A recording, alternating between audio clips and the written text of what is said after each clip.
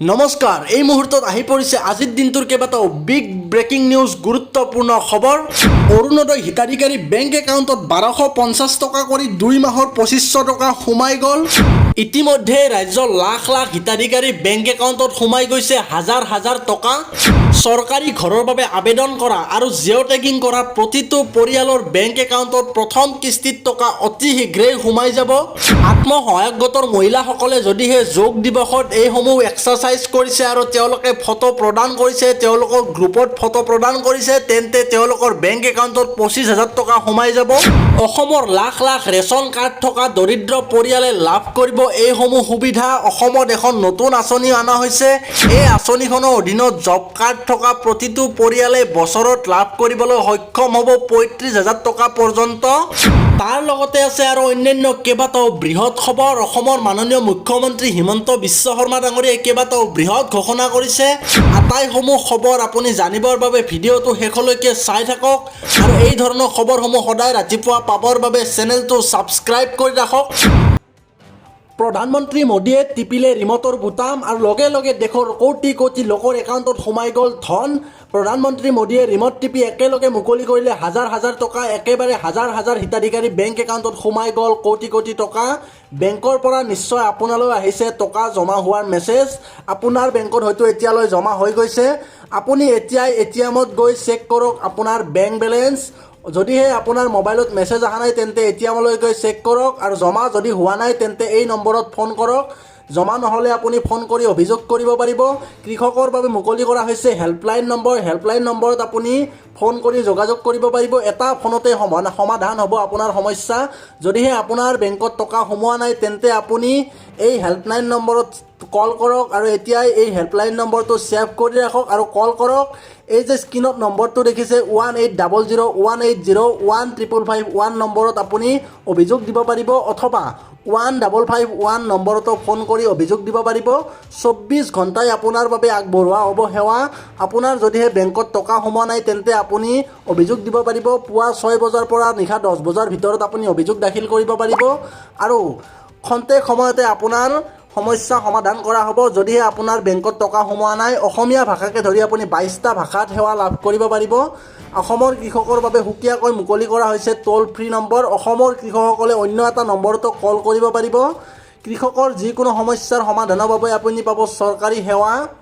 Save কৰি ৰাখক এই নম্বৰটো 036128011000 নম্বৰতো আপুনি কণ্টেক্ট কৰিব পাৰিব আৰু আপুনি সহায় পাব চৰকাৰৰ তৰফৰ পৰা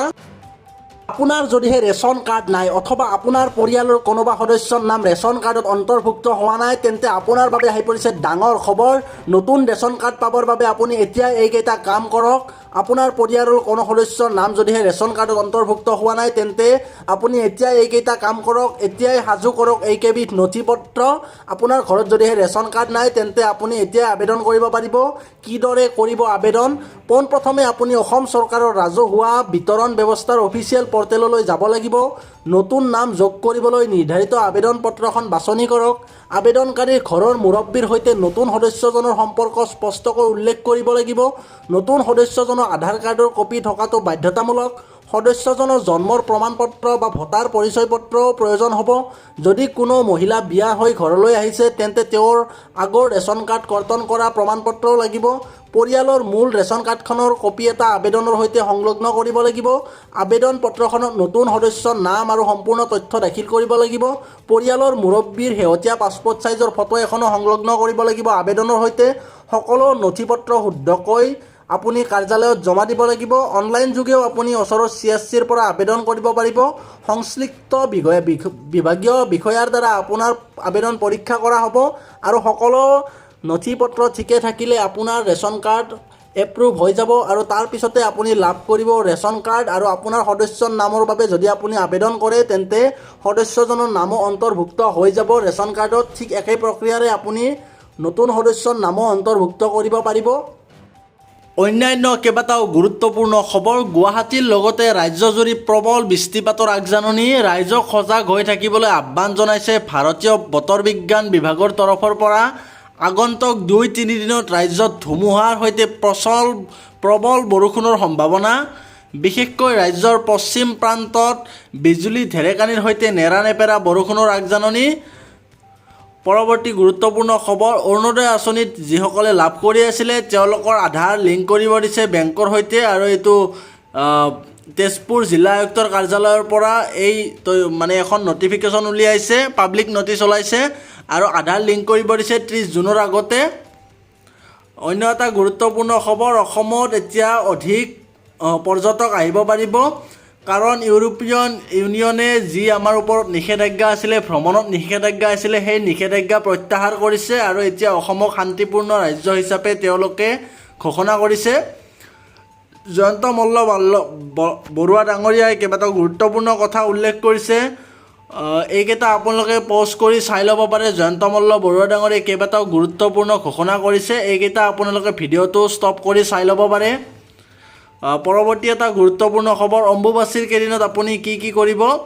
যিহেতু 22 জুনৰ পৰা 25 জুনলৈ অম্বুবাচী চলিব, গতিকে এই সময়ত আপোনালোকে এইখিনি কাম কৰিব আৰু এইখিনি কাম নকৰিব, এইখিনি আপুনি ভিডিঅ'টো ৰখাই চাই ল'ব। পৰৱৰ্তী গুৰুত্বপূৰ্ণ খবৰ, চিত্ৰশিল্পী মাৰ্চেল বৰুৱাৰ বিৰুদ্ধে এজাহাৰ দাখিল কৰিছে দিছপুৰ থানাত হিন্দু যুৱ ছাত্ৰ পৰিষদে গুৱাহাটী মহানগৰ সমিতিৰ তৰফৰ পৰা এজাহাৰ দাখিল কৰিছে, কিয়নো মাৰ্চেল বৰুৱাই শ্ৰীমন্ত শংকৰদেৱক বামপন্থী আখ্যা দিছিলে, আৰু এইবাবে মাৰ্চেল বৰুৱাৰ এই মন্তব্যৰ বিৰুদ্ধে হিন্দু যুৱ ছাত্ৰ পৰিষদে এজাহাৰ দাখিল কৰিছে। অন্য এটা গুৰুত্বপূৰ্ণ খবৰ, দিল্লী বিমানবন্দৰত 45 মিনিট কটাইছে প্ৰধানমন্ত্ৰী মোদীয়ে। কলকাতাৰ পৰা দিল্লীত অৱতৰণ কৰিছিল আৰু 1:15 পৰা 2 বজালৈ বিমানবন্দৰতে আছিল প্ৰধানমন্ত্ৰী, কাৰণ NEET UG পৰীক্ষা চলি আছে, আৰু NEET UG পৰীক্ষা চলি থকাৰ বাবে যাতে ছাত্ৰ ছাত্ৰীৰ মাজত ছাত্ৰ ছাত্ৰী পৰীক্ষা দিয়াত অসুবিধা নহয়, মোদীৰ কনভয়ৰ বাবে যাতে যান জঁটৰ সৃষ্টি নহয়, সেইবাবে তেখেতে বিমানবন্দৰতে কটাইছে 45 মিনিট। অন্য এটা গুৰুত্বপূৰ্ণ খবৰ, যান বাহন আৰক্ষী ৰেকিবুল আলীক ৰিজাৰ্ভ ক্লজ কৰিছে। গণেশগুৰিত তেখেতে 2500 টকালৈ হাতেলতে ধৰা পৰিছিলে, আৰু দিছপুৰ যান বাহন আৰক্ষী শাখাত আছিল ৰেকিবুল আলী, তেখেতক ৰিজাৰ্ভ ক্লজ কৰিছে।